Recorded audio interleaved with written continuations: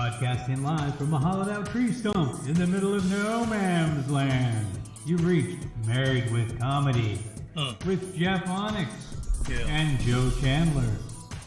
Strap in, boys and girls, and keep your arms and legs in the vehicle at all times, because it's gonna get bumpy.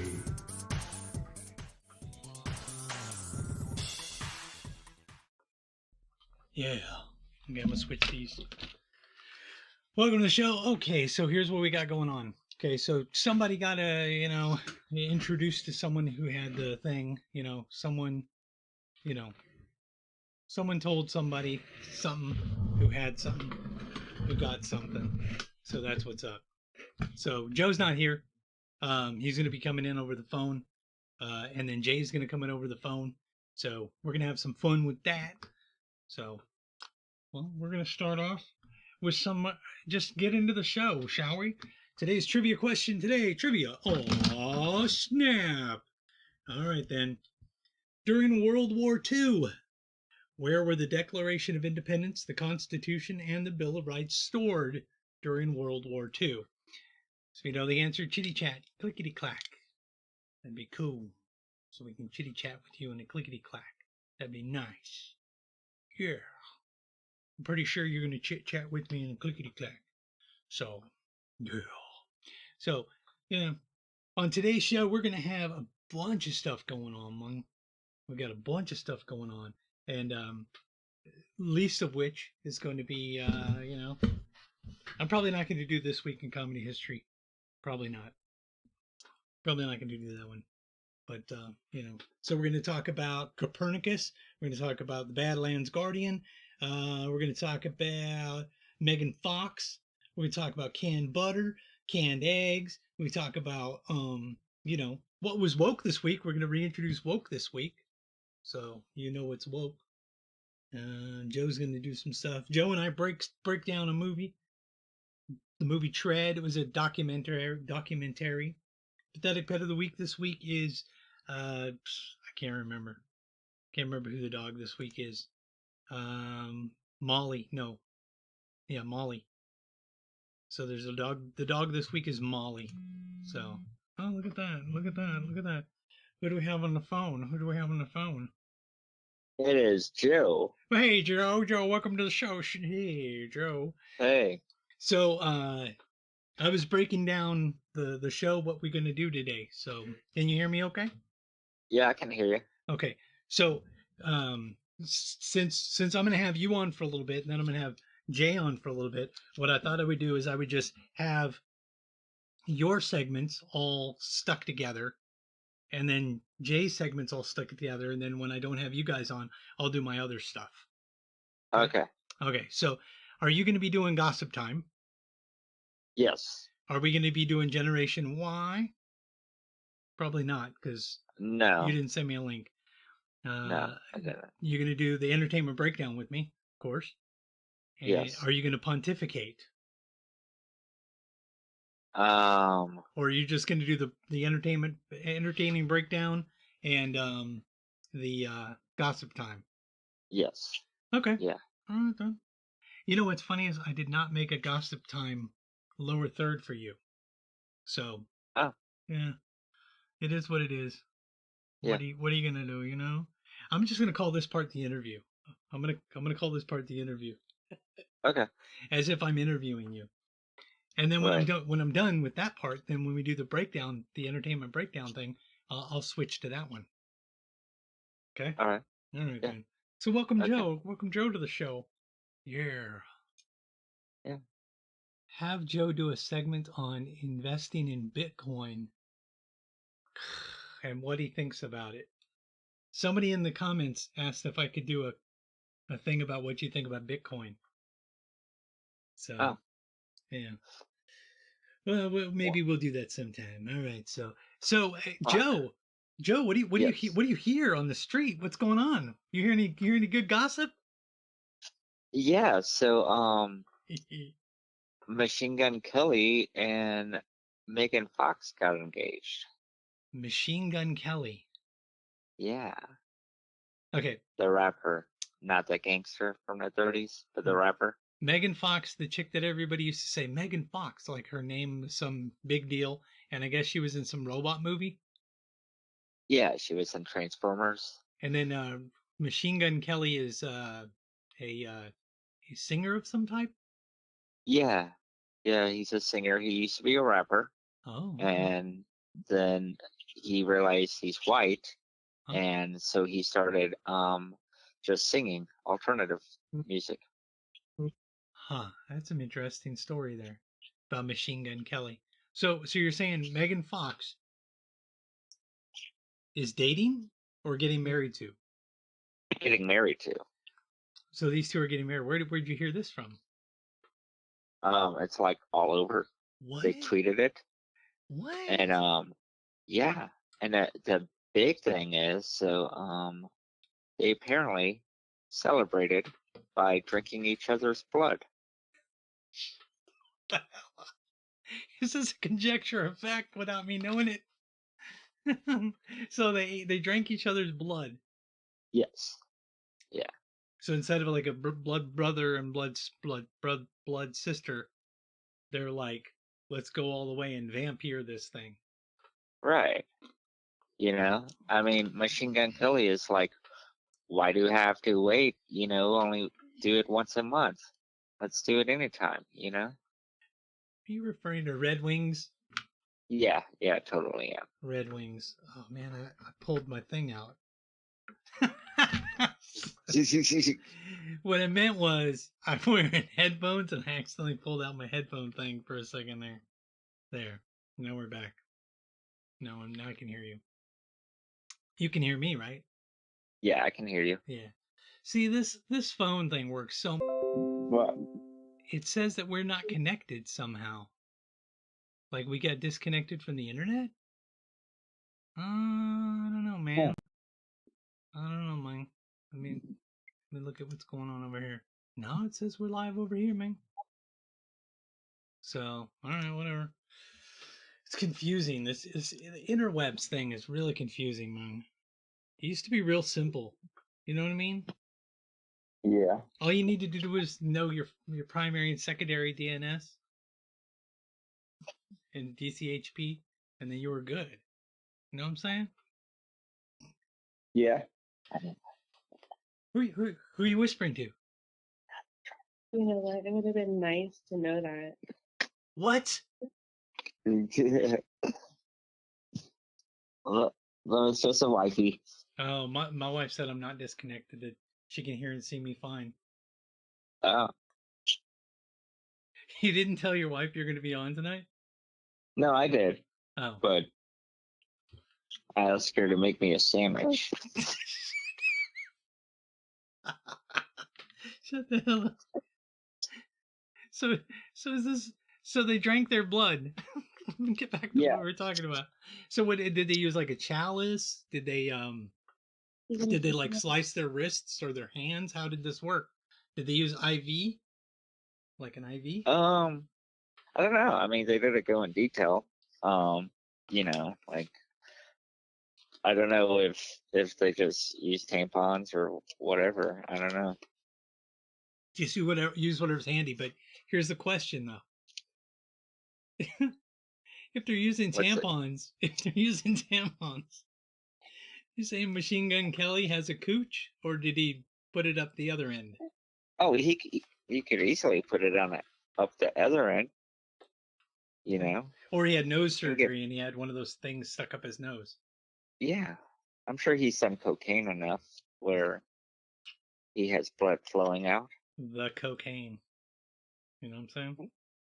The cocaine. Yeah. So any other interesting details about this? Well, so Megan Fox did tweet about how they've had their ups and downs, and they've had cries and laughs and yada yada. And I'm just thinking like, bitch, if you are already like in a like up and down relationship, I don't think you should get married. Yeah, if you're already doing the up and down, you need to get some birth control. Huh?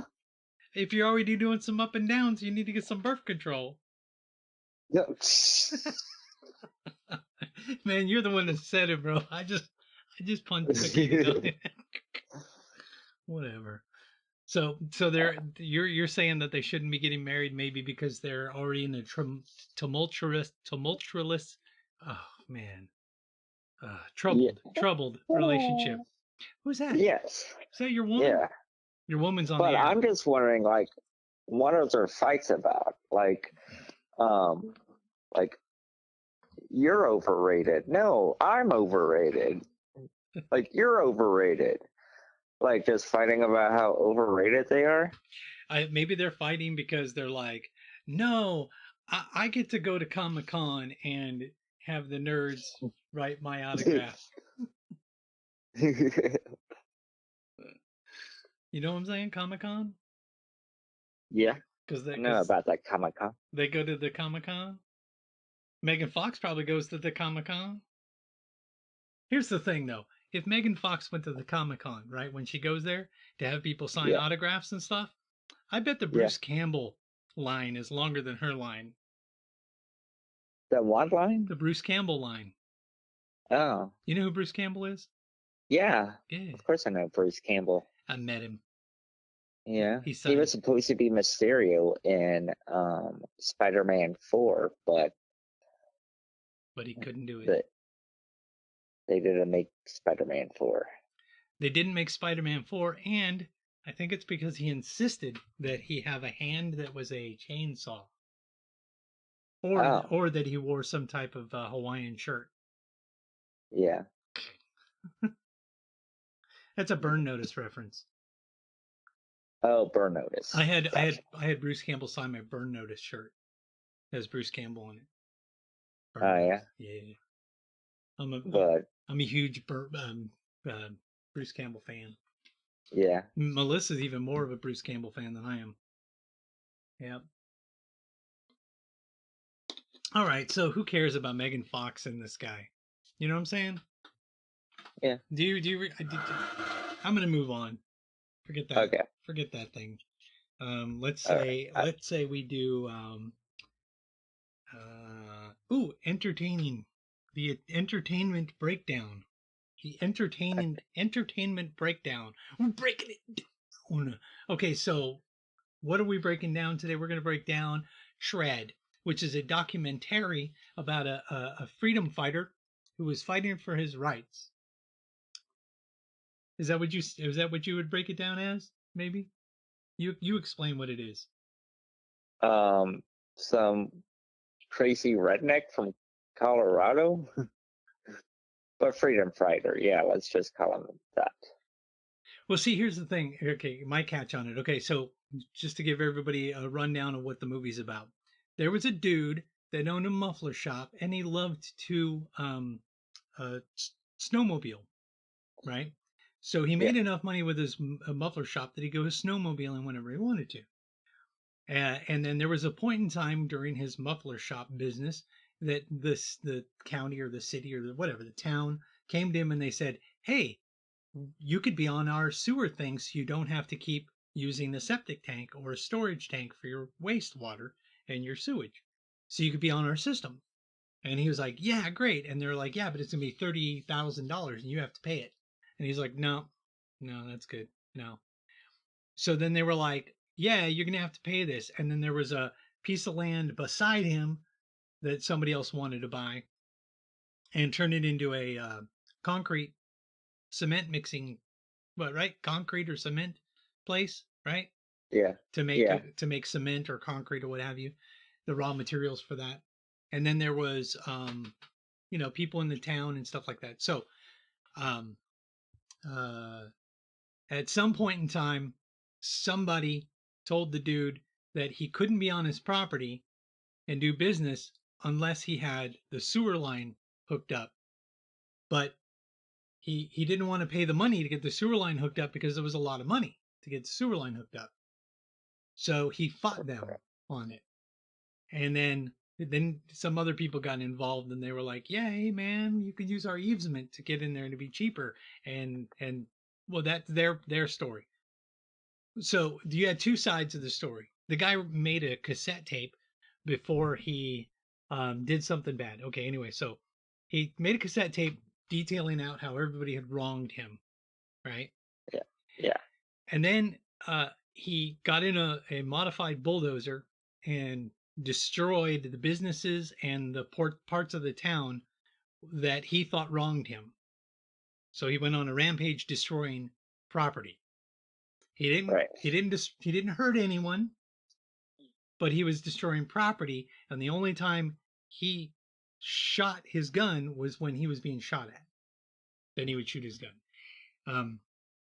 So Let's not forget that he did everything because God told him to. well, no, whether God told him to or not doesn't really matter. Well, he said that. He said Oh yeah, God told him to he do said it. that he felt like it must be God telling him that this is what needs to go down, because now whether he was a Judeo-Christian or a Buddhist or whatever really wouldn't matter, because if he was in that position and he's like, well, if if I'm allowed to do this and nothing stops me, then it must be the will of the higher power. You know what I'm saying?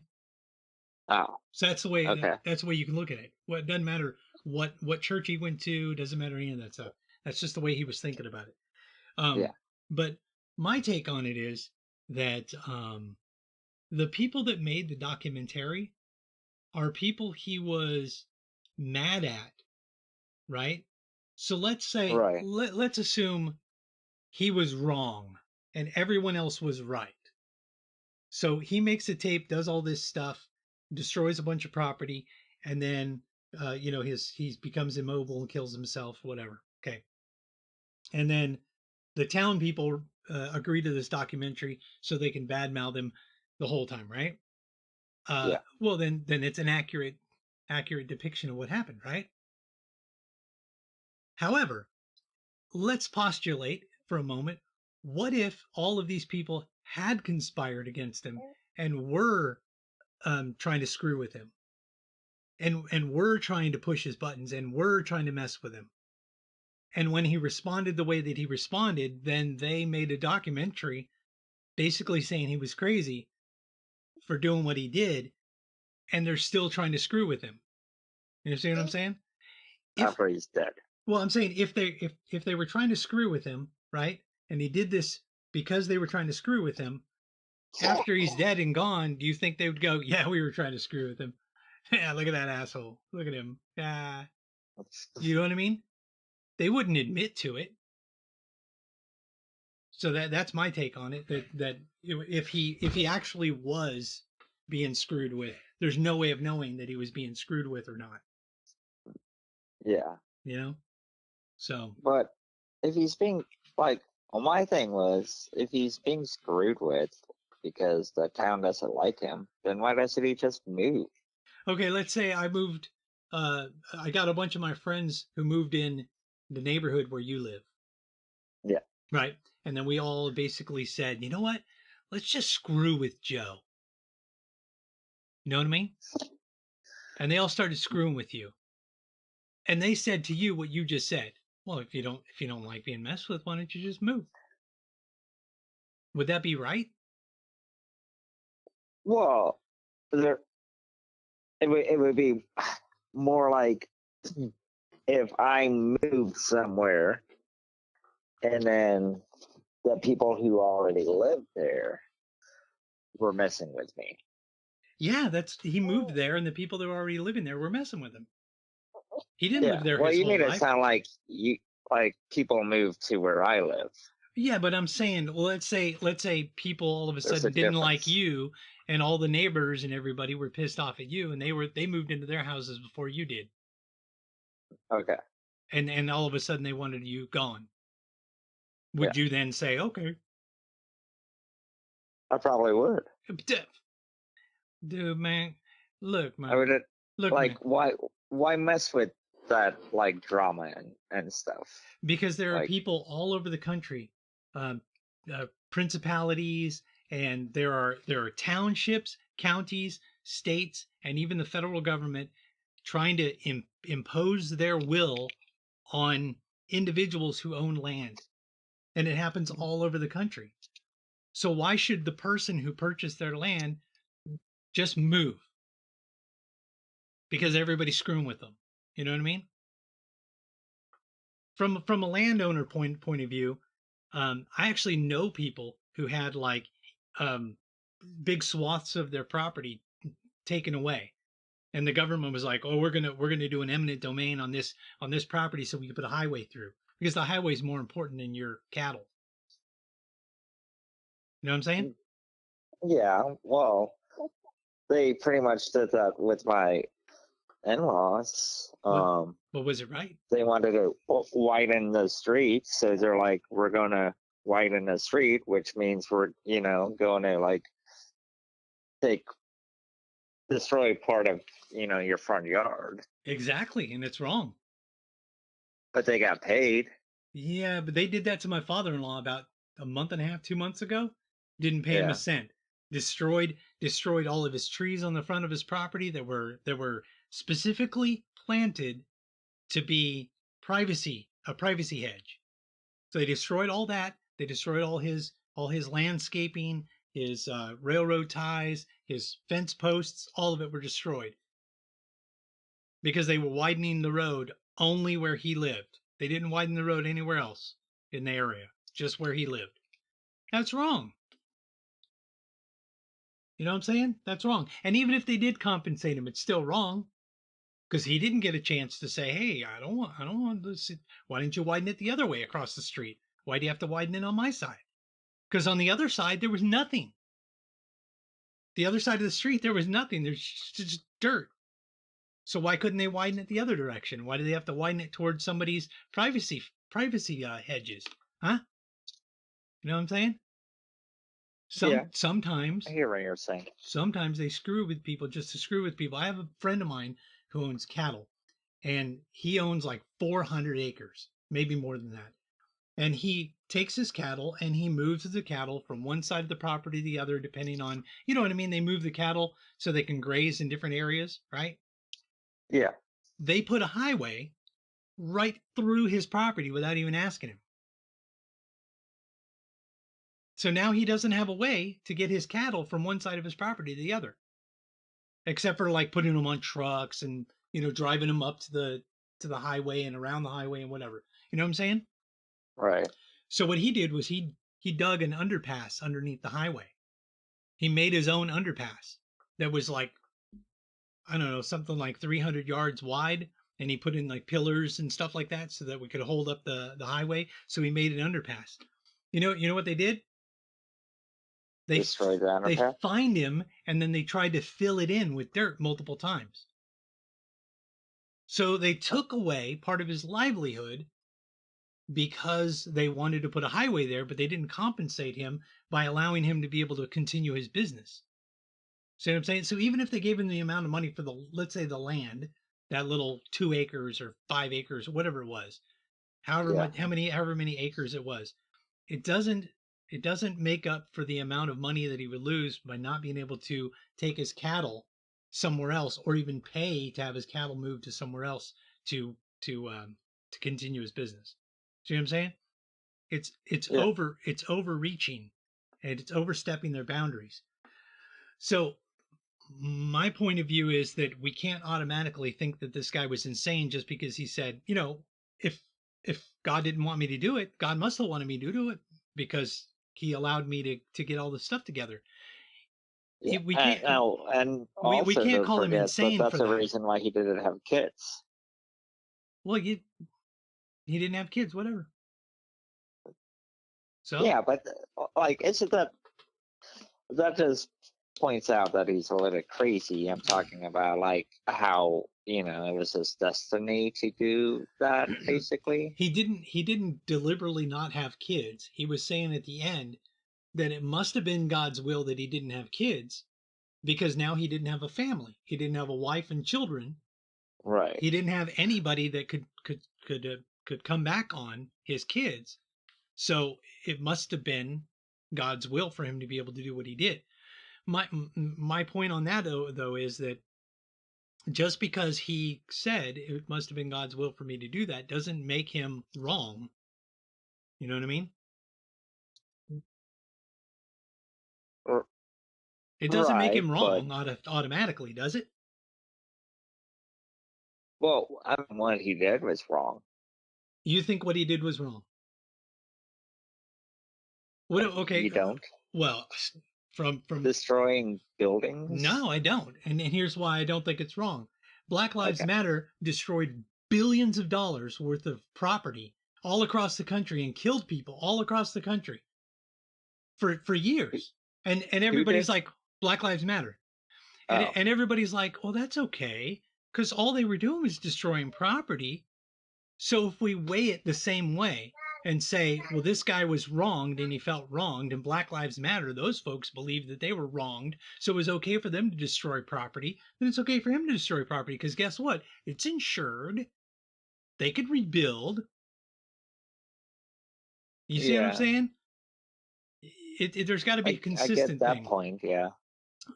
You remember that guy that the state was messing with him, and they kept telling him however he's paying taxes or whatever, and then he took a big machine full of manure and he sprayed cow manure all over the city hall, I remember hearing that. Yeah. and he went to prison or whatever, or he went to jail, or they tried to fine him or whatever.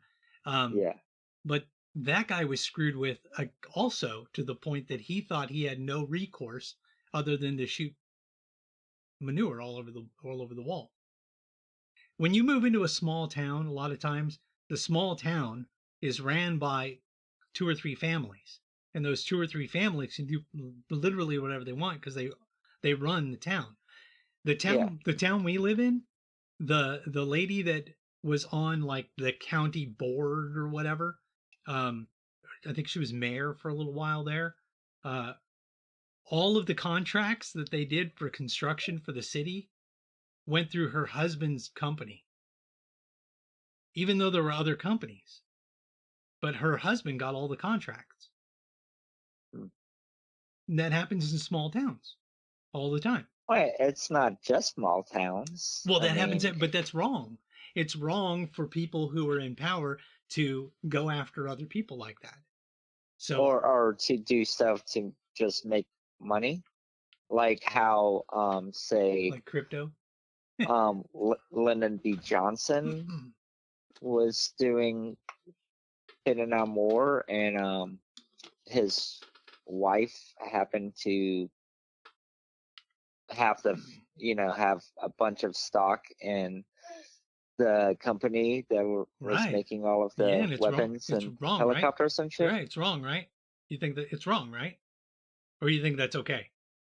No, I think that is wrong. So, like Nancy Pelosi and her family, inside trading. Hillary Clinton and Bill Clinton, inside trading. So all those other people doing the inside trading and manipulating the law so that they can go after other people that they don't like, and they're protected because all of their friends are powerful. Yeah, I'm just saying that movie Tread. There are so many people that take it the way as if that guy was an insane, crazy guy, and he was in the wrong. But if you take it from the perspective of the landowner who was being screwed with by all these people, most of the stuff that he said sounded completely logical to me. You know what I mean? Except for when he said, God, God must have wanted me to do this. Well, you're an atheist. If I may, you're an atheist. You may. But I'm a Christian, and I know a lot of Christians and Jews, or even Muslims, that believe that I'm going to go get this car loan. I'm going to try to get this car loan, and if it's God's will, He must want me to have this car loan. If I get the car loan, and if I don't get the car loan, it must be God's will that I didn't get the car loan. There are a lot of people that talk like that. Does that make them insane? Well, if you break it down on if everything is God's will, then Holocaust was God's will. Slavery for thousands of years was God's will. At the time, so those things, God is a dick. Well, no. At the time, those things were done. God doesn't impose His will sometimes. God sometimes allows things to happen because men have free will. And if men have free will and God doesn't superimpose His will upon man, and he allows free will to happen, then bad shit happens because there are people who are bad.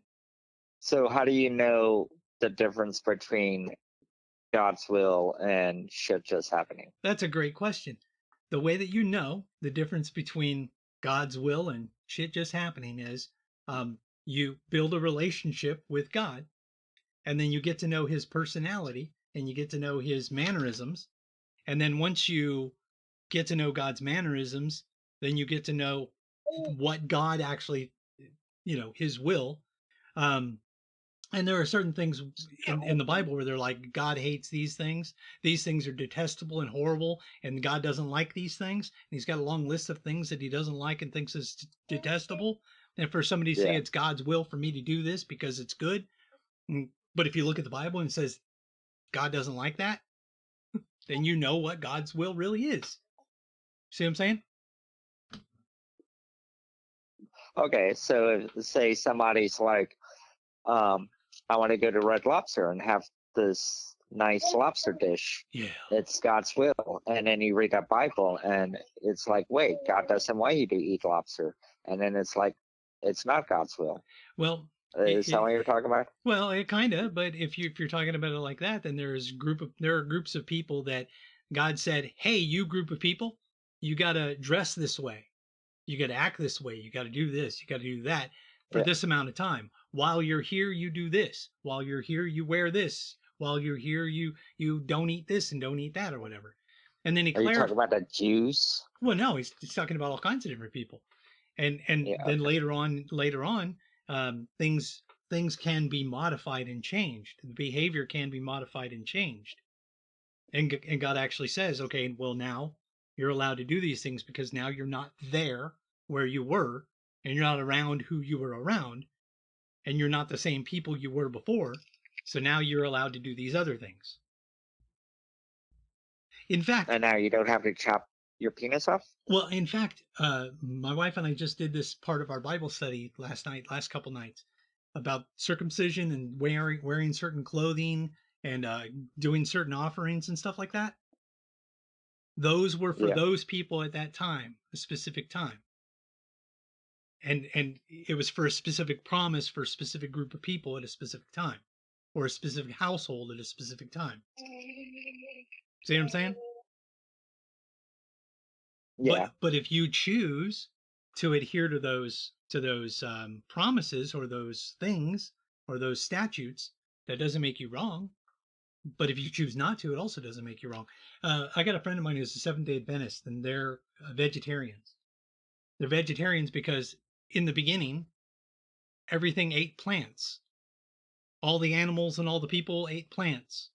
So they're vegetarians because in the beginning of the Bible, it depicts people eating nothing but plants and stuff, and even animals ate plants. Animals didn't eat animals. See what I'm saying? Yeah. But I've got friends of mine who are Seventh-day Adventists, and I have no problem with them being vegetarians. And they actually have no problem with me eating steak. You know what I mean? Jelly bean? Man, this was a very fruitful conversation, man. Man, we had a really fruitful conversation all about this Tread movie. Getting all theology and junk like that. Joyful. That's awesome. So, how you been, Joe? I've been good. Okay, well, I've been chilling. You? No, I've been good. Been chilling. I'm so messed up. My doctor gave me a permanent handicap placard now, so I can park in a handicap spot because I'm jacked up. Not jacked up on coke or anything like that. I'm just like jacked up, can't walk right, stuff like that. Yeah. Yeah, you ever gotten so confused you didn't know where you were? Yeah. But you weren't drunk? Yeah. Yeah, that happens to me. Like I'll all of a sudden I'll be somewhere and I'm like, why am I outside in my pajamas, barefoot in the snow?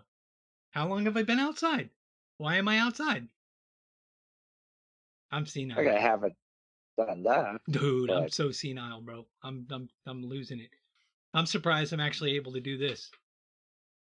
You know why I'm able to do this? Because I got notes. I'm reading notes. Oh man, that camera is bugging the crap out of me. Ugh. Oh man, that camera. Hold on, everybody. Everybody's gotta just relax. I gotta move this camera, bro. You know what I'm saying? All right. You're not even Yeah. here. You don't even know what I'm talking about. Why this No. camera is bugging me. But this camera is bugging the crap out of me. Because it's like way too low. There you go. That's where it's supposed to be. Yeah. That's where it is. Yeah. All right, Joe. So, I had a really good time talking to you. You know what might happen is this might be the way the show goes for now on. You know what I mean? For a while. Yeah. Yeah. So, look at that stuff, man. I'm like tearing it up with this technology, though, man. Look at that. I'm fixed. Woo, check me out. I'm so awesome. All right, man. So I'm going to have to get you off the phone and do a couple seconds before Jay jumps on the phone. Okay? All right. Sounds good. Okay. Good job. Good All job. right. Love you. Bye. Bye. All right, man. That was awesome. We had Joe on the phone, man. Joe was on the phone talking to us, so we did all those. Of course, sure. So, let's see what's on my list of what I'm supposed to be doing now. What's on my list of what I'm supposed to be doing now? You know what I should do is just pull it up on here because I can read it easier on here. Outpost Survival Tip of the Week. This week's Outpost Survival Tip is, it's going to be awesome. Where did I put it? The Outpost Survival Tip of the Week is, it's down here. Outpost Survival Tip of the Week is, try to get me some non-glare. It is canned butter. Canned butter. Man, I need to put something over that so I can see it better. There you go. Canned butter. Powdered butter. Oh, come on. Look at me trying to show you what's up. Okay, this is canned butter. Outpost Survival Tip of the Week is canned butter. I don't know why I hit the bell. Hit the bell. Hey, hit the bell for notifications. Yeah, subscribe. Like and subscribe. Hit the bell for notifications. So this is powdered butter. This one's from Augustine Farms. Okay, and there are different recipes and stuff on here. You can write on the you can't see it because there's too much light. You know what's funny is I've got a remote control. I could turn them lights off, but then it would mess it up. You couldn't see me. So I'm just going to keep it on there like that. All right. So you could write the date that you open it when you open it. Okay. So the ingredients in this: butter powder, non-fat milk, vitamin E, vitamin C, and those are added to protect flavor. Contains milk. Use in place of butter half a cup of butter powder plus 1.5 tablespoons of water. It's the equivalent of a half a cup or 1 stick of store-bought butter. When using in recipes, add butter powder to dry ingredients and then add the allocated water to the wet ingredients. Then you mix it in there together. And to shape the butter, mix 1 cup butter powder, 3 tablespoons of water. If necessary, adjust the water for desired consistency. Form into the desired shape. And then put in the fridge or whatever it'll shape up. Spreadable. To make spreadable butter, mix 1 cup of butter powder, 6 tablespoons of water. If necessary, adjust for your desired thickness of this. So this serving size, there are 204 servings in this container. 1 tablespoon of dry butter per day is their serving, stuff. 35 calories, 3.5 grams of fat, 2 grams saturated fat, 0 grams trans fat, 10 milligrams cholesterol, 30 milligrams sodium, total carbohydrates 1 gram, dietary fiber 0, total sugars 1 gram, includes 0 grams of added sugar, 0 grams of protein, vitamin D 0 mcg, calcium 16 milligrams, iron 0 milligram, potassium 22 milligrams. which is kind of weird because they said they add vitamin E and vitamin C in here, but they don't list it on the nutritional facts. So, shelf life of this thing is 10 years, up to 10 years. This thing will last up to 10 years unopened. Once you open it, you write on there the date that you opened it. Shelf life unopened product is safe and fresh for up to 10 years. Best when stored in a cool, dry place. Temperatures between 55 degrees Fahrenheit and 70 degrees Fahrenheit. Actual shelf life based on individual storage conditions. Use product within 1 year of opening. So you got 1 year of using this once you open it. So canned butter is the Outpost Survival Tip of the Week. Outpost Survival Tip of the Week. Yeah. So that's good. Outpost Survival Tip of the Week. Yeah.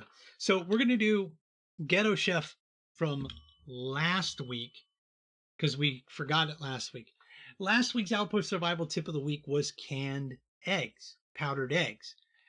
So what can you make with powdered eggs?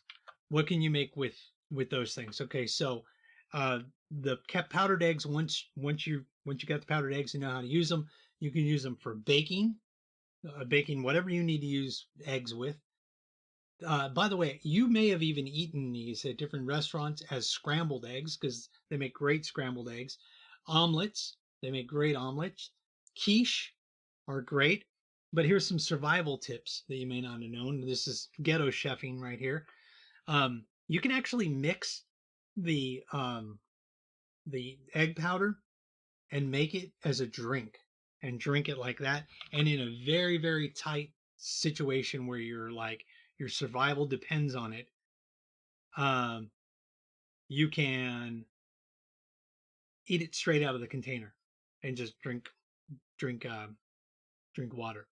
So it's possible to do that in a survival situation. So in a ghetto chef situation, what I would use it for is like brownies. Real easy. You mix it up as if you're mixing one egg. And you make your brownies like you would normally do with just the powdered egg. And you make your brownies. And they turn out just like brownies. Just like normal. As if you were using a real egg. Who is this? Somebody's like, "Rummer." I don't know who that person is, but whatever. Don't know who it is. So that's what you're doing with that. So that's Ghetto Chef. This week's Ghetto Chef. Yeah. So I wonder when we're gonna get the other person calling. Oh, we got 15 minutes. Okay. 15 minutes. Okay. 15 minutes till we get our next guest on. All right then. So we're gonna go ahead and do the next thing. So Outpost Survival Tip of the Week. Yes. Ghetto Chef. Yes. Okay. We'll do woke this week, even though I don't have a. I got rid of the woke this week lower third, so I don't have the woke this week lower third. So I'll go over here and pull up the woke this week thing for this week. I don't think I pulled it up. Burp. Derp. I need to pull up the woke this week lower third. Okay, so boom, and then pull that up, and then you guys can see what's up. Once I pull it up, I'm going to unpause it, and then you guys can see it. Unpause it. I'm going to pause it.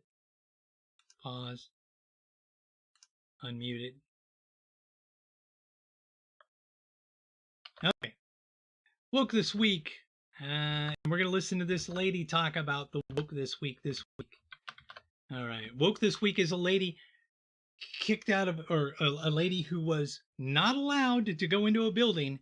She escaped from her husband. I'll let the person tell you. I'll let the person tell you. So let's switch to the browser thing. This lady. We're gonna listen to this lady talk. Here we go. So if you're not aware, this man and his girlfriend decided to kidnap his ex-wife, take her, sodomize her with a baseball bat, cut her fingers off, torture this woman, okay? These are the two shits that we're talking about. This poor woman managed to escape, okay? Like, amazing Amazing, like so happy for her.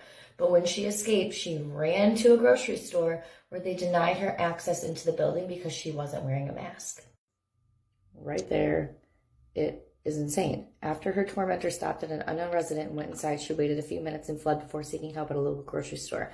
Was told to wait outside because she refused to wear a mask.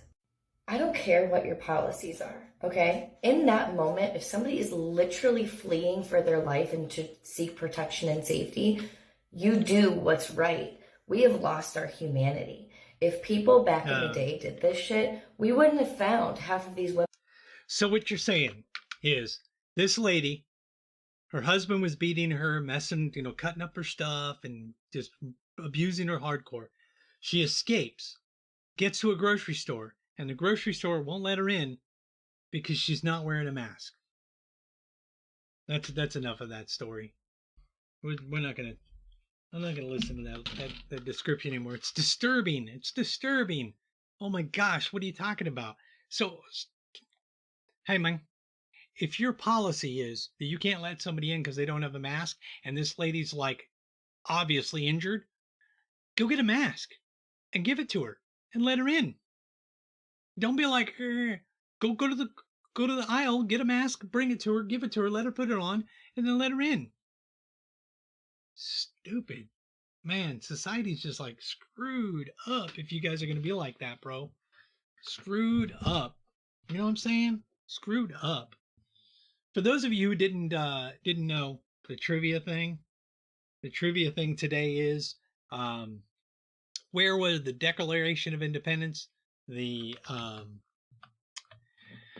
Declaration of Independence, the Constitution, and the Bill of Rights. Where were they stored during World War II? During World War II. So, comedy tickety tackety. Yeah. People have no decency anymore. People are saying in the chitty chat, kitty clack. If you want to send us fan mail, you can send us fan mail, care of Comedy Vets, P.O. Box 369, Lathrop, Missouri 64465. Or if you're an angry feminist and want to yell at me or whatever, you can send hate mail, care of Comedy Vets, P.O. Box 369, Lathrop, Missouri 64465. And we'd be happy to see your mail that you send in.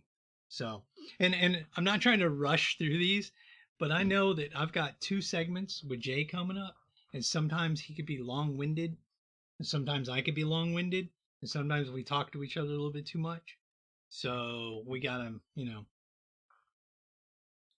that's gonna happen, So I got to make sure that I told him the right time to come on.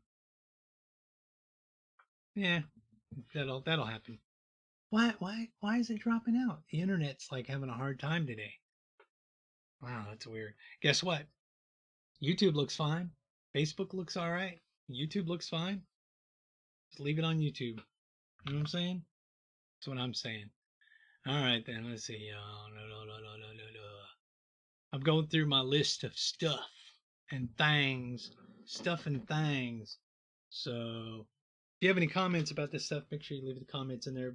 Hey, if you're subscribed, okay, if you're not subscribed, subscribe. Click the bell for notifications like everybody says on all their stupid channels or whatever. But my channel's a little bit more less stupid than everybody else's stupid channel, I guess. Whatever. So, like, not only subscribe to my junk, but, like, tell other people about it and ask them to subscribe. That's all I'm going to say. Yeah, ask them to subscribe. So, where are we at now? Boom. Yeah, I was expecting Joe to do more than that, but whatever. So, I'm going to cross this off. So we did all that. Boom, boom, boom.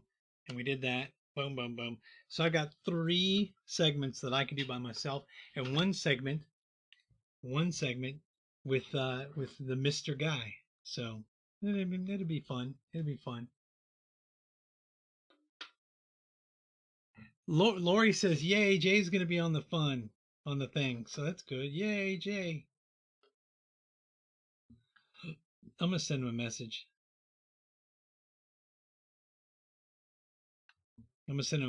Tell him if he wants to jump on early, I'll take him early. I'll take. See, I was gonna have Jay and Joe. I was gonna do them both at the same time, but you know, I don't like. I like to just focus my attention on one person at the time, and I don't want to do more than one person at a time.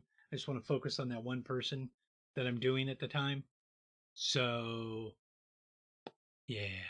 Hey, Lori, like and subscribe to the. Subscribe to the channel, and then click the bell for notifications. When we start, it'll tell you on YouTube.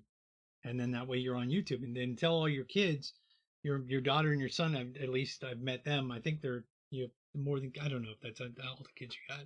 Tell them to like and subscribe to my junk here. So, oh, speaking of junk, so if we get 100 subscribers, then we get a custom URL. That's why I'm telling everybody to subscribe, and tell your friends and family members to subscribe. If we get 100 subscribers, I will reveal my little Hefe.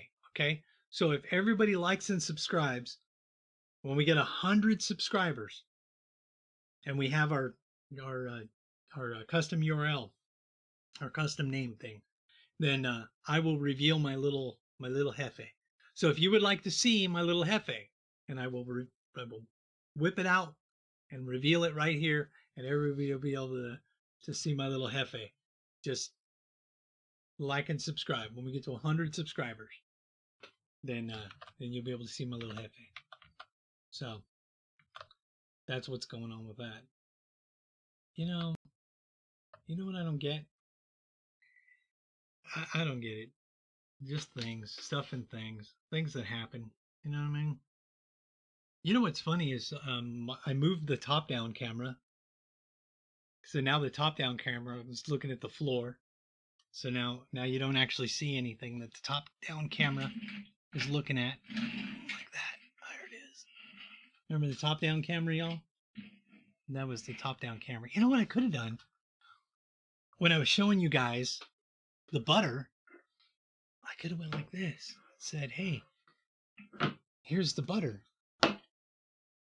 There you go. There's the butter. And you guys could have seen, that's the butter we were talking about just now. So the top-down would work if you wanted to look at the butter. That's what we were looking at. See? The butter has like recipes on it, nutritional facts, and then there's a place after you open it. See? You can like write down when you opened it. So that's good to have. See? See, the top-down camera works when you use it. I haven't been using it because it's kind of far away, you know. I'm considering... what's up with that? That chair is in my way. Why is that chair in my way? Get out of my way, chair. Why's that chair got to be in my way like that? Get out of my way, chair. Anyway, the top-down camera. I was going to move the top-down camera somewhere closer so that when I reach over to show you something, I don't have to reach so far, because that's really far away to show you that stuff. You know what I mean? So when I do the top-down camera like this, and I go, oh, look, here's Belle. I have to like reach way over there to put it up. Now, if it's a small thing like this, that's easy to put on there. I'm going to move the headphones out of the way. So I can move the headphones out of the way so you can see better. But, so what it's supposed to be is it's supposed to be sort of like centered close enough. And that's supposed to be like in the center of it. And then I could show you different stuff like that. Bring, bring, bring, bring, bring. So sometimes we might use the top down. Sometimes we won't. You know what I mean? You know what I mean, Jay? You know what I mean, G? So, yeah. So clickety-clack, tickety-tack. You know what I'm saying? All right, then. What was I going to say? Oh, I know I said it again already. Fan mail. If you want to send us fan mail, care of Comedy Vets, P.O. Box 369, Lathrop, Missouri 64465. Or you can send us, if you're an angry feminist, hate mail, care of Comedy Vets, P.O. Box 369, Lathrop, Missouri 64465. So yeah. I'm reluctant to start a new segment before Jay jumps on, because if I start a new segment before he jumps on, then I'll be in the middle of my segment and then he'll come on and then I may not be able to finish my segment before he comes on and interrupts me in the middle of it. And we only have like 2 minutes to wait. But those of you who know Jay know that sometimes he's like really, really, really, really late. Sometimes he's not, but sometimes he is. Sometimes he's late. Sometimes he's really late. So while we're waiting for Jay to jump on here, I'm gonna move this. No, dang it! I'm gonna move this down a little bit. This.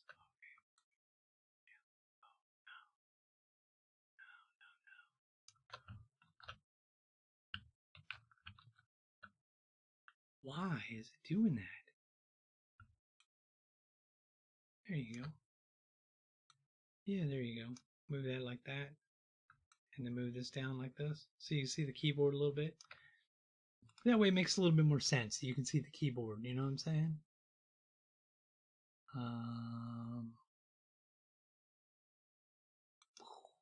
There, that's better. I think that looks better. What do you think? You think that looks better? People in the chitty chat, that look better? Not too much headroom. Not too much of this going on. Not too much.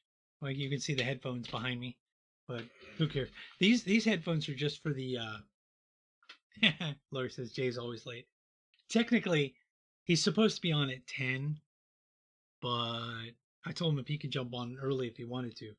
So anyway, these headphones are so that I could hear what's going on the computer itself, and these headphones are so that I can hear what's going on in this. So, you know, that's what's up. It's kind of boring. This show's boring as hell. Screw it. I'm gonna just jump on the next thing. All right, so today's what are we gonna do? I could have listened to this lady talk the whole time, but I don't feel like listening to that lady. Today's science denier of the week. Today's science denier of the week is Nicholas Copernicus. Nicholas Copernicus. Let's show you his thing there. Nicholas Copernicus. So that's Nicholas Copernicus there. This picture here is supposedly a depiction of what Nicholas Copernicus looked like. Nicholas Copernicus. Nicholas Copernicus, born February 19th, 1473, in the area of Thorn, Royal Prussia, Poland, that whole area. He died May 24th, 1543. Okay? So that's Copernicus. Copernicus. Nicholas Copernicus. So, Nicholas Copernicus. So, why is he a science denier of the week? Nicholas Copernicus is the science denier of the week because the prevailing theory back then, during his time, was that the Earth was the stationary center of the entire universe. That that the Earth was it. Everything else revolved around the Earth. That stars were embedded in a large outer sphere that rotated rapidly around the Earth, and that the other planets that we saw and the sun and the moon and everything were embedded on a smaller sphere that rotated around the Earth. So that's why, that's what he was born into, is that kind of way of thinking. So so Copernicus came up with this thing called the heliocentric theory. And by 1510, he had already worked out the heliocentric theory, and he was telling other people about it. And he was, touring around speaking about this. And everyone else around in the scientific community, they were like, dude, what's wrong with you, man? Everybody knows that that's not right. Okay. Well, what is the heliocentric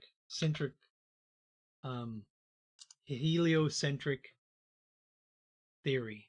Where is it? I'm gonna find it on here, and I'm gonna read what the heliocentric theory is. Heliocentric.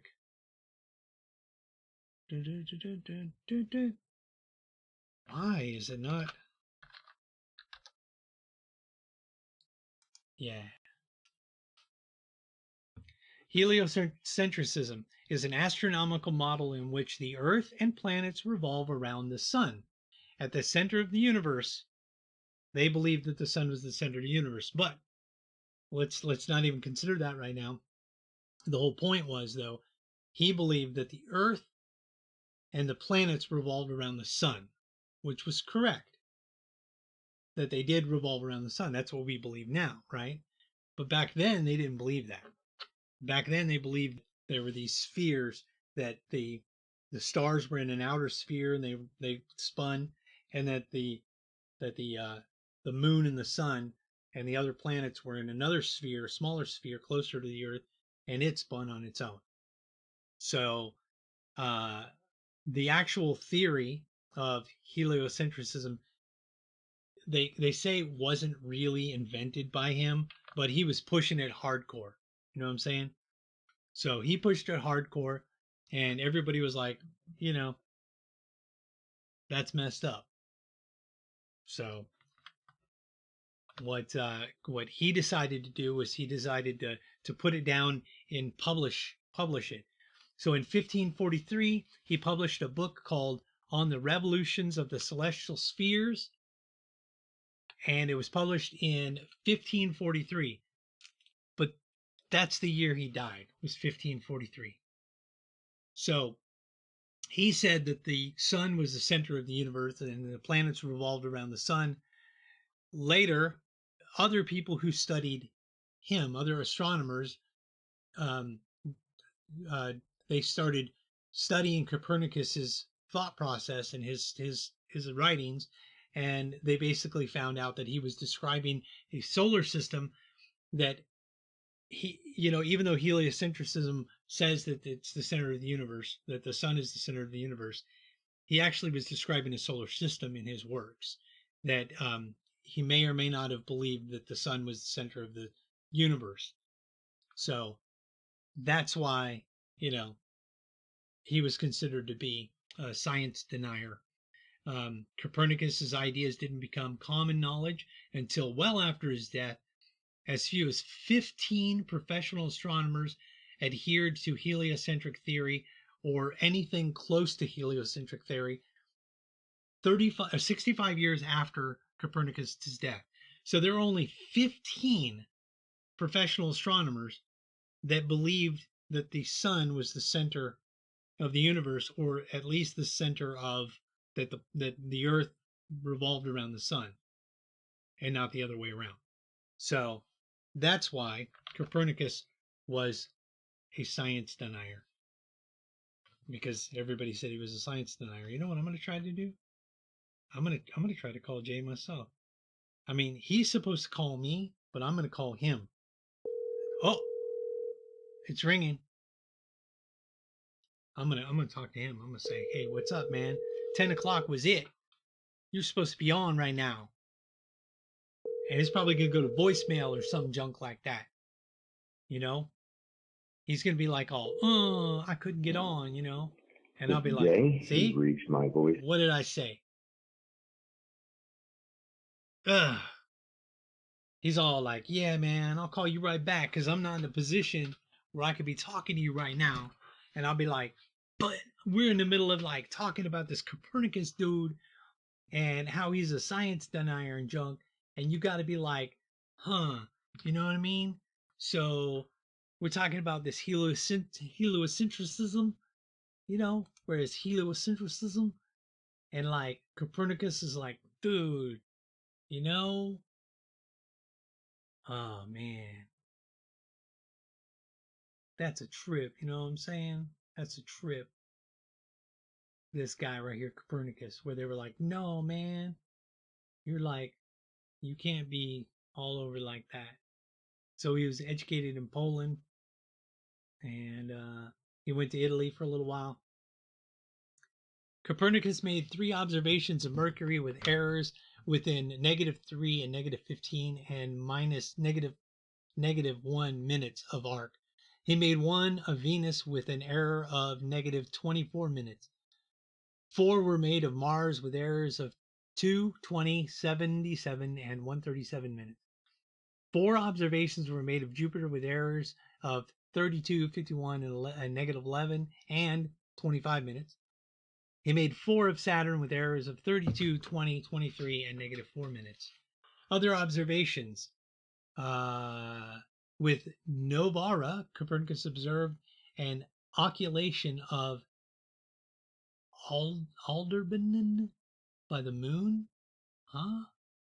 Copernicus also observed conjunction of Saturn and the moon on 4/3/1500. Is that 3/4? Is that March? I don't know, man. I don't know. Psst. Jay ain't coming on. Probably not for a while. I'll just skip it. Skip him. So there you go.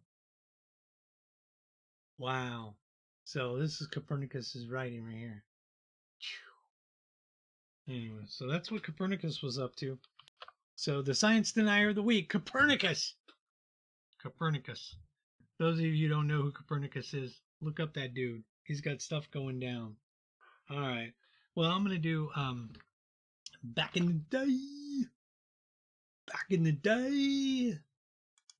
I'm just going to like click on the pictures and then show you some. No, I can't show you some of the pictures. All right, then. Back in the day. Back in the day, we had these things called bubblegum cigarettes and toy lighters. So I don't know if you can see from the picture right here. Well,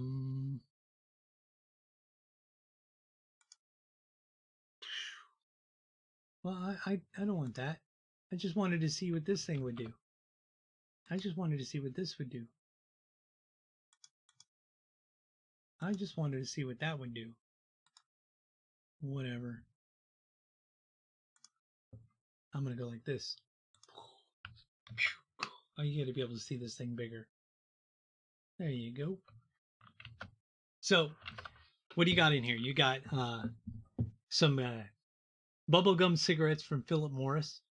You got a pretend lighter. I don't know what this other thing up here is. Press the wheel to light the bulb, so the light bulb lights up on the lighter when you go like pretend like you're going to be lighting it. So yeah. Now, when I was growing up, we not only had candy cigarettes or gum cigarettes, gum cigars, candy cigarettes, candy cigars. I recently bought an entire case of candy cigarettes. I should have brought them with me here. And I ate them all. I love the way they taste. They taste really good. So that's what we had when we were younger. It was candy cigarettes. And, people were just crazy about them. Talk about not very politically correct. You can imagine seeing this in the store today. I'm going to talk about not very politically correct. You can imagine seeing this in the store today. We had these before in the Monster Tobacco Mania collection. 1962 features a cigarette lighter, play lighter battery. This one that they're showing is new in the box. The box is approximately 5 inches by 8 inches, so a 5 by 8 poster or card or whatever. So, right here, Mr. Mary's Toy and Lighter Bubblegum Cigarette. It says more pictures, but if I click that, it'll open up another window, and I don't really want to open another window. Because I'm not even sure if I open another window, like if I click that right there, do you even get to see it? You don't even get to see it. So, what's the point? What I could do, though, is I could take this,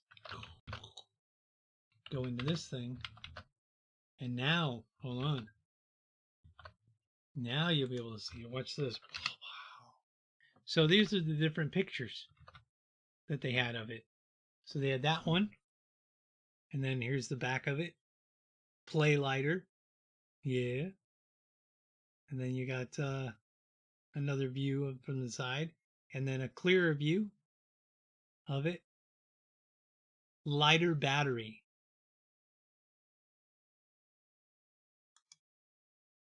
Lighter battery.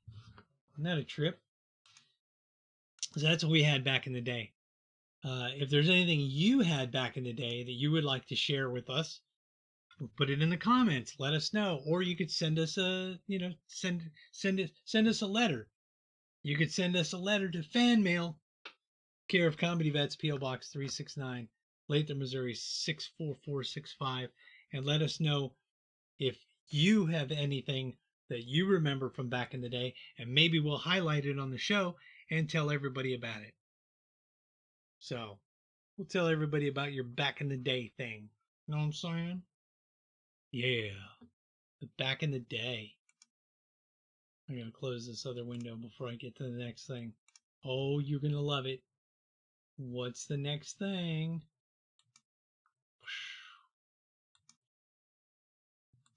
Boom.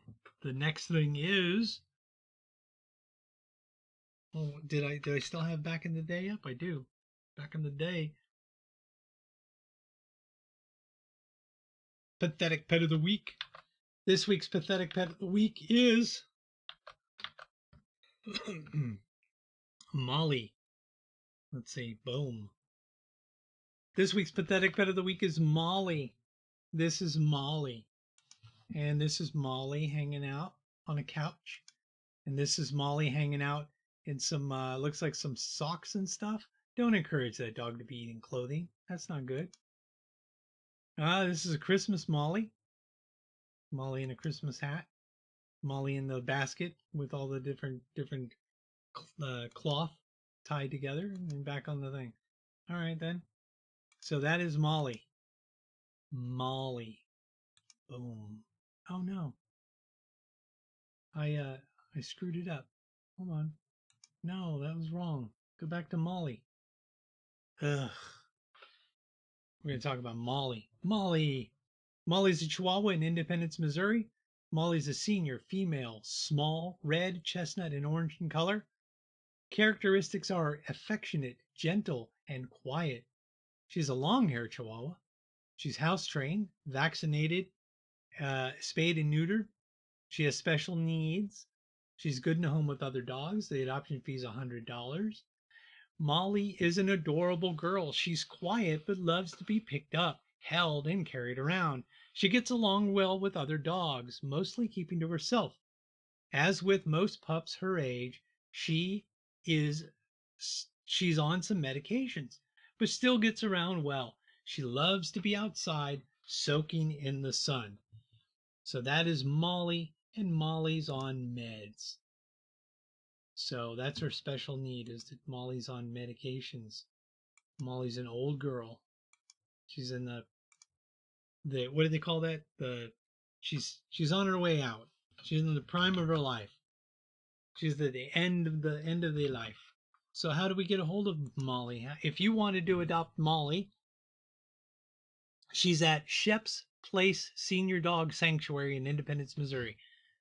They don't have any contact information here, but the adoption fee is $100. So if you could get a hold of Shep's Place Senior Dog Sanctuary, maybe look them up on the Google, maybe look them up on the Facebook, and see if you can find Shep's Place Senior Dog Sanctuary in Independence, Missouri. Oh, here you go. 816-786-8664. 816-786-8664. Or you can send an email, info@shepsplace.org. Shep's Place. Shep's Place. And you can maybe adopt Molly. Molly. Check her out. Oh, we got a phone call. What's up, Jay? What's up, man? I'm finishing up the Pathetic Pet of the Week. So if you guys want to comment and let me know which of these pictures of Molly, this picture of her in a basket with cloth, this picture of her on a couch, this one next to the cloth basket, or this one, her Christmas one. Let me know which thing you think is cuter. Molly. the pathetic pet of the week, Molly. So Molly's the pathetic pet of the week, and she's a long-haired Chihuahua. Hey Jay, you missed an entire segment, bro. I know I did. You know what we talked about? No. Lori says I'm killing it. Lori says I'm killing it by myself. I don't need help. Punk. Anyway, what was we talked about Copernicus. How Copernicus was a science denier of the week. Gotcha. You know what you missed last week? We had canned eggs as the Outpost Survival Tip of the week. Really? Yeah, and then canned eggs was the Ghetto Chef for this week, and the Outpost Survival Tip of the week this week was canned butter. Canned That's butter. funny. Yeah, dude, canned butter. Isn't that cool? I've got powdered egg and powdered butter. That's what it is. Mm-hmm. In a can, powdered egg, powdered butter. Yeah. Gotcha. And it works. I was reading the instructions on it, dude. They actually work really well. So, have you used the powdered eggs? Not in a long time, no. But before, yeah.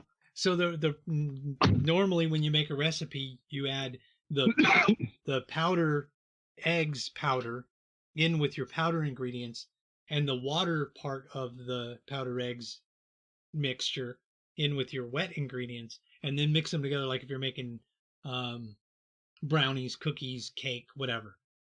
That you would put the dry ingredients with dry ingredients and the wet ingredients with the wet ingredients, and then it comes out just like makes sense. Comes out just like you would need it to come out. So you're on for the conjecture or fact. Are you ready for conjecture or fact? Well, I am ready to participate. Well, today you're probably going to participate a lot because you may know the topic. I sent you a link, or not a link, at least I told you what the topic was, yes? You did. You sent me the topic earlier. So the topic is the Badlands Guardian. This is a picture of the Badlands Guardian. Just from looking at the picture. Did you look at the picture of the Badlands Guardian? I did not. What is the Badlands Guardian? I know what the Guardian is. It's a newspaper, but so if you look at the picture of the Badlands Guardian, there was a lady who was looking around on Google Earth, and her name was Lynn Hickox. She was playing around on Google Earth in 2005, looking for different geological things, right? Right. When she saw an image of the face of a they call him First Nations, Native American, First Nations person. A giant face made from like the terrain. So it was like huge, giant, right? Okay. So after she posted it, people were like, oh no, man, that there are 3 different theories that came about why that came about. But what we're talking about is the fact that the Badlands Guardian looks like, okay, so the Badlands Guardian is a geomorphical feature located near Medicine Hat in the southeast corner of Alberta, Canada. Viewed from the air, the feature has been said to resemble a human head wearing a full indigenous type of headdress facing directly westward. Guess what the town is westward? So this thing is facing west. The town west of it is called Medicine Head. And it's the head looks like the head of a Native American wearing a medicine man headdress, which is a little bit different than a traditional different kind of other headdresses. Like the headdress was specific. So that's what it looks like from space or from the sky. It looks like a headdress being worn by a Native American person. You can clearly make out a chin, a mouth, a nose, eyes, eyebrow, forehead, the neck. You know, it looks like a person. Interesting. But this thing is huge. It's giant. Okay, so. Right. So the location of the geological wonder is very remote. It's in an area that's been traditionally the home of the Siska First Nation people, He said traditionally. often known as the Blackfoot tribes. So it's in the area of the Alberta, Canada, where the Blackfoot tribes and the Siska First Nation people live. So it's kind of weird that this thing is located where there are Native Americans, right? So you ready for the theories? Okay, sure, yeah. Theory number 1. The head is a drainage feature through erosion of soft, clay-rich soil by the action of wind and water. It was created by wind and water and erosion, and is basically a hollow face illusion. Are you familiar with the hollow face illusion? Sort of. So a hollow face illusion is basically your mind fills in the blanks, that people are predisposed to see faces. That's why some people see faces in the clouds and faces in patterns on the floor or in the carpet or in the walls or whatever. Anytime you see texture, you see faces, right? So people are saying that, sort of like the face on the moon. yeah, that people aren't really actually seeing this stuff, that they're seeing. Yeah, I'm looking at it, dude. That's more like the Nazca lines, you know. Yeah, but this is a 3D thing. That looks intentional to me, bro. Well, and it's a 3D thing. So from the ground, it looks like hills. All you're seeing when you go to the ground right there. By the way, you know where it looks? Are you looking at it? You know where the thing looks like an earring? Yeah. That's a well. No way. So there's a well right there. It's like a water well, and there's no way that's a coincidence, dude. On the ground. That is a modern water well with a little fence around it, like a chain link fence around it. Yeah, there's no way that's unintentional. You think that might? So that was theory number 1. Okay.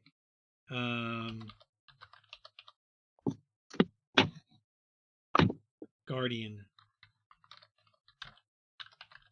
I'm trying to pull up the rest of the information on it. The Badlands Guardian, so that way I can say how big this thing is. Because it's kind of huge, and a lot of people don't realize how big this thing is. But it is giant. Right. It's sort of like if the United States really did look like a turtle. Yeah. You know? Yeah. This thing, it looks, and if it's that big, dude, I mean, come on. It's like I've been looking at some of the information about what the United States looked like when people actually started going westward. Yeah. And they started showing all these big, like, elaborate Roman type structures. And I'm like, oh, well, where was that in school? You know? Yeah. And there's like people that did drawings of whole cities and whatnot. And then I guess the story is that they had some kind of world fair where they made all these fake buildings that somehow accidentally burnt down. Huh. And you go back, you'll go back and look at this stuff after we get off of here, but it's crazy looking. Right. Like it's in the 1900s. You got these huge, elaborate buildings in this world fair or whatever, and people are running around on horse and carriage. And you're like, how did they build these things, you know? Yeah. Anyways, so it's kind of along those lines where this thing is, I mean, it's this big, elaborate obviousness, you know? Yeah. Well, there's I'm showing a picture right now of the actual Google Earth, like a picture, like a screenshot of Google Earth. So you can go to Google Earth right now and see this thing. Right. I'm looking at just the basics on Wikipedia and whatnot, just checking it out. Yeah. Anyway, you were saying? What were you saying? Well, I was saying that there's a guy, I believe it's on YouTube, that he does a bunch of videos and whatnot, obviously, but he goes around the world and looks at these structures that are supposedly rock features. Oh no. and then shows you why they were not necessarily just rock features. So some of them are like giants that died in place in the Great Flood or whatever. I get what you're saying. Yeah. Right. So then this would be along maybe kind of those lines.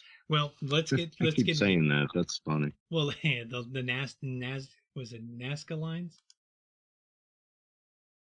Is that what Yeah, they're the called? Nazca lines, Nazca right? lines. Yeah. Okay, so theory number 2. Okay. Blackfoot medicine men could go into a meditative trance and have an out of body experience.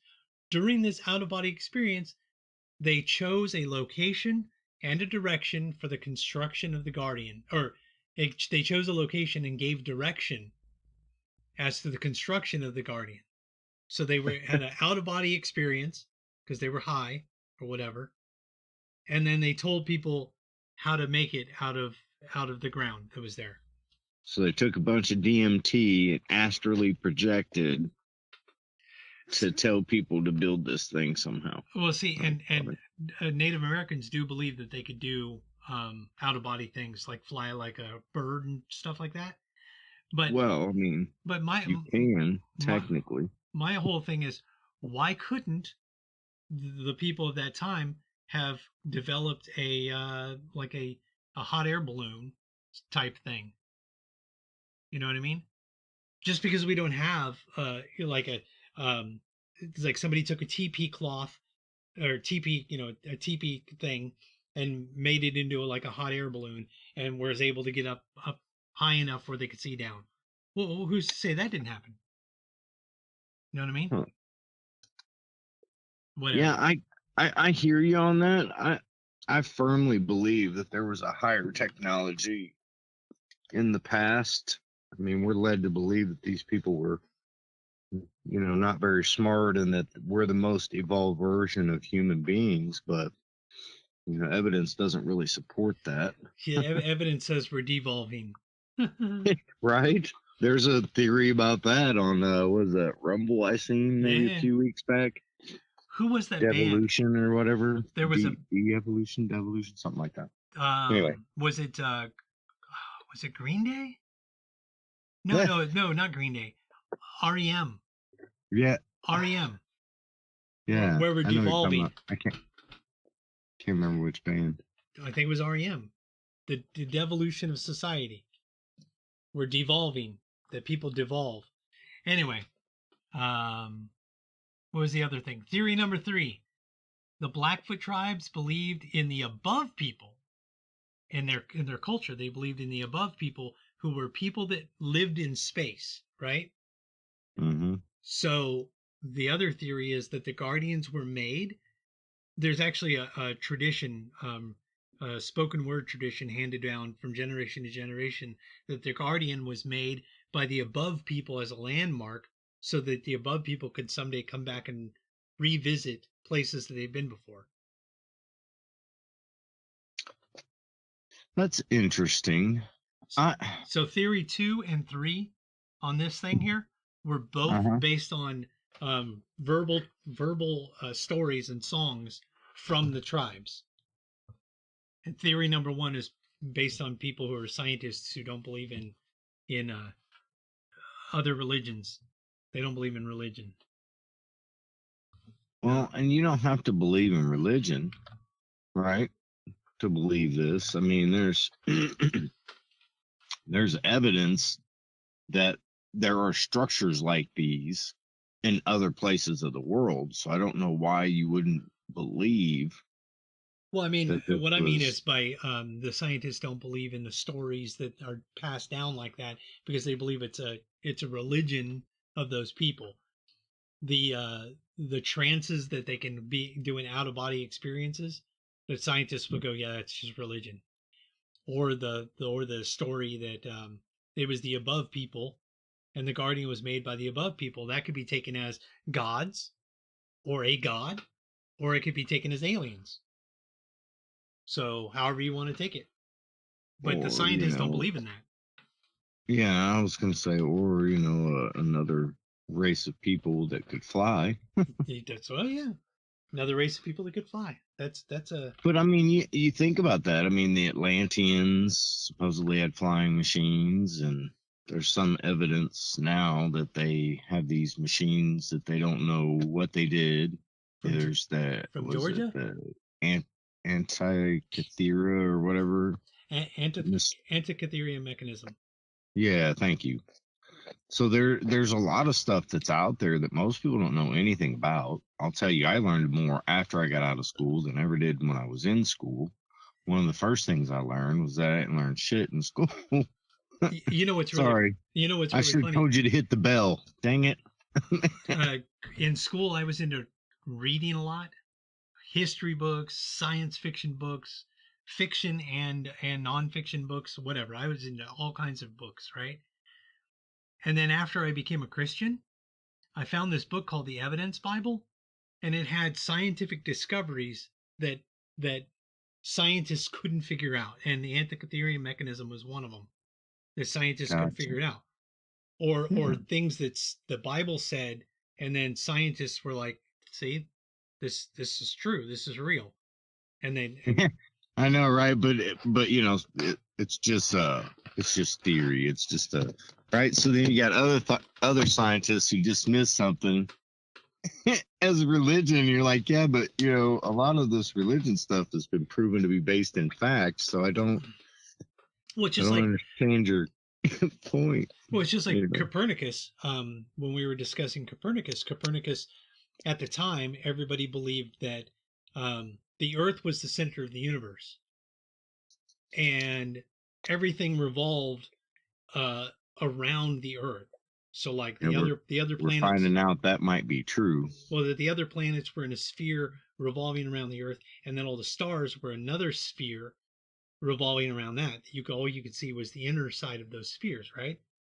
And then Copernicus was like, no, the sun is the center of the universe, and the planets revolve around the sun.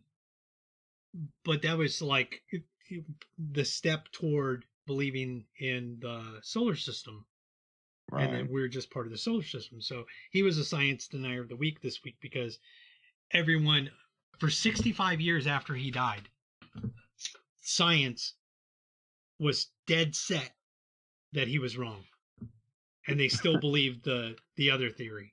That's because there's never been an experiment to prove he was right. You can't. That's the funny part. Even Michelson Morley, they couldn't prove that there was any motion whatsoever, even on the particle level. So the irony of all of that is that whatever they tell us, they're not telling us the truth about that. Secondarily, if anyone thinks I'm crazy, I just want to say one thing to you. Why is the moon and the sun the same size in the sky? That's almost an impossibility that would happen, and these things are supposedly moving closer and further away all the time. You know, something's up, man. Something ain't right with what they've been telling us there too. So having learned what I learned, which is that they don't teach us everything in school, and they even downplay certain things. You know what I mean? Yeah. I don't believe any of the hype, spherical spinning, we'll say theories, because they are considered theories, and that's because there's never been an experiment that has actually proved that we are on a spinning ball. Well, you look at the. I know I went a long way for that. But. Well, I mean, you look at space travel and how everybody's talking about we're going into space, all this stuff, but everything that I've seen has all been underneath the Van Allen belt. You can't go outside it. Either that or Van Allen's theory should be thrown out. I mean, I don't understand how all these rocket scientists could follow Van Allen's theories and agree with his theories and then pretend that we've been getting outside of that Van Allen belt since the 60s. So in 1969, we were able to fly to the moon through the Van Allen belt. Mm-hmm. But now, in 2022, we can't do it because we don't have the technology to get past the Van Allen belt. What? You saw that, right? What the hell? You got to be out of your damn mind to think that everybody's going to believe that shit. Whatever. But then I'll say this, look, man. I messed If with my you guys, anyone listening wants to look it up, there is a gentleman named Philip K. Dick who wrote a bunch of science fiction novels. Yes. And he said that, and he was actually considered a scientist, not just a science fiction novelist. And he said that there is a group of scientists that believe that we live in a digital matrix, just like the movie almost. And that we must be in the first one because we have the ability to create one of our own, but haven't gotten there yet. So something about the process that we're going through to create this next matrix based on the first matrix that we're actually in, which has to do with the fourth dimension and fifth dimension, that they're actually the only actual proof we have is when they change something in the matrix. Right. I don't know if you ever Yeah. caught that interview that he did where he actually spoke in front of reporters and whatnot. Yeah. I got to tell you, there's a website called The Archaeologist, and they have a picture of the Badlands Guardian, right? Okay. And their question is geomorphic feature or an ancient geoglyph. And then next to it, they have a picture filled in a little bit of a face of an indigenous person with the headdress on. And they show what the headdress used to look like. And man, it's a striking resemblance. And on the side, they have the Antikythera calculation mechanism. Antikythera calculation mechanism is on their page also. That's a weird coincidence. Yeah. The case for return of Petherian marbles. Okay, that's interesting. Is that those big metal balls or whatever? Stone. I think it's the stone marbles that just roll around. This website actually has a picture of a side view of what this mountain range or this thing looks like, and it's like a mountain range and hills and stuff like that. So from the ground, it's like a very hilly area. And from the sky, it looks like a Native American wearing a headdress. Totally. And not just that, but I'd like to get a feel for like the whole, because it looks like it's not just the headdress. There's more to it than that. Yeah. Because you can see the chest, the bust or whatever that goes with it. I'm saving this website because it's got all these different things that I'm totally gonna like maybe use these as a conjecture of fact. Did you go to the thing I was talking about? The archaeologist.org? No, I'm still looking at the Badlands Guardian thing. Oh. And I don't know, man. I'm looking at the drawing of it. Almost looks like there's originally another face that came out of it, out of the back side of it there. Yeah. A hungry badger unearthed the largest ever Roman coin hoard in Spain. I gotta read that later. That's funny shit. Okay, so you're looking at the back side of the thing, and there might be another face over there. Yeah, I was looking at a drawing of it, of what it originally supposedly looked like. Huh. And then it shows another picture of a Native American in the medicine man headdress with his hair. That's the other key to it too, with the hair mixed in with it. It really, it gives the same effect. I'm looking at it without the overlay, so it does have a little bit of a different feel to it. But that is totally a Native American face, man. And if you think about it, remember the guy was like, no, it's erosion, right? Let's say it was a really detailed picture, like the drawing, or the painting or whatever. Let's say it used to be really detailed like that, and it lost its color and its detail over time due to erosion. Then that just proves the point that it could have been an ancient thing that was created by ancient peoples. Know what I'm saying, G? Yeah, I'll say this. I mean, for them to create that, though, if it is intentional, there's a technology there that's important because you're not just going to do that with hammer and chisels. I don't care how good of a medicine man you are. You're not going to get thousands of people out there with hammers and chisels doing that. It's just, and maybe they could. Maybe I'm missing something there, but I'm thinking it's more of that there's a known technology for them to do that. Well, think about it. With the technology that they had then, let's say the dude was able to do this out of body experience thing, right? Okay. And he told people who were holding torches. Let's say let's make this one line, okay? And you've got 20 or 50 people with torches, and they make that section with those torches, and he's telling them where to stand. You know what I mean? Yeah, I hear what you're saying. Like I said, I'd have trouble believing that they could communicate and then that those people wouldn't have left any evidence that they got this information from someone else. There'd be no plans documented. It's just all set up, Yeah. So for me, I'll have trouble unless there's some kind of proof that points to that. I'll have what I would say is that there is some proof that it's intentional, and that if these people are claiming that they did it, then I would say, yeah, then start looking for that evidence, looking for something that points to that, because the people who built it would have left evidence of building it. Well, the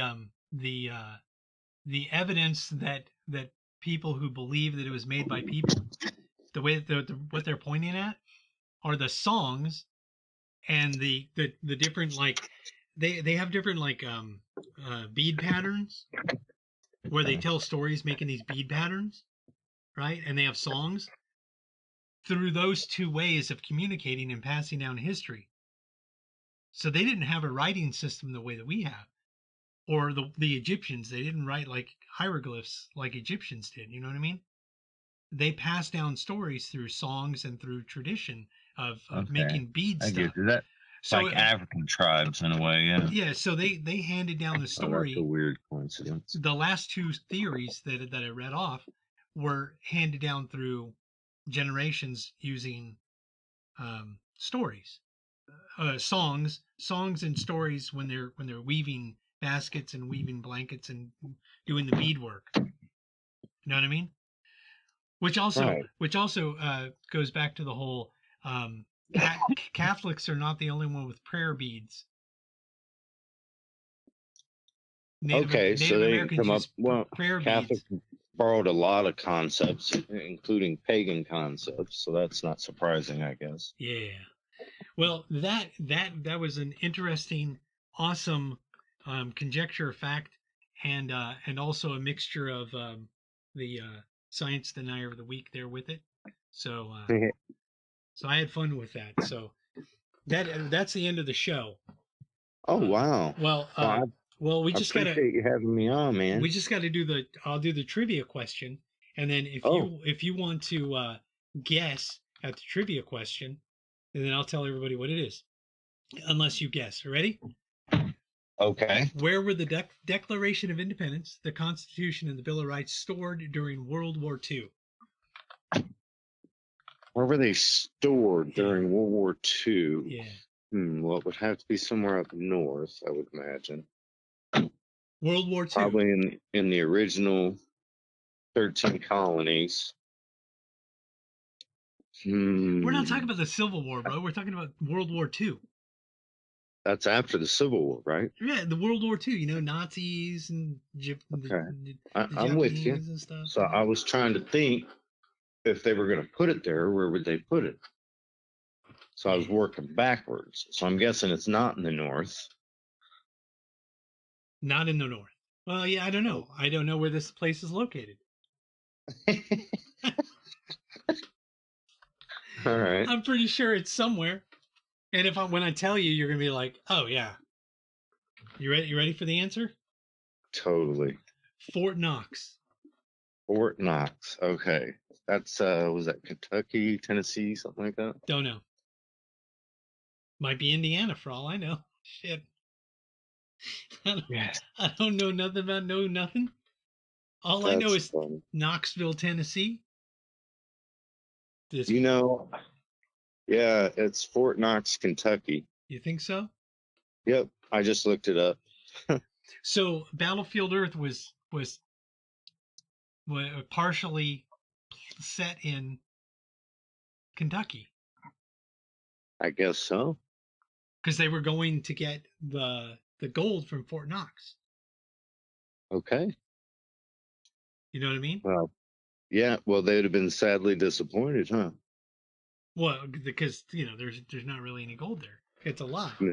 No, and whatever they had stored under the two big penises in the sky that got knocked down in 2001.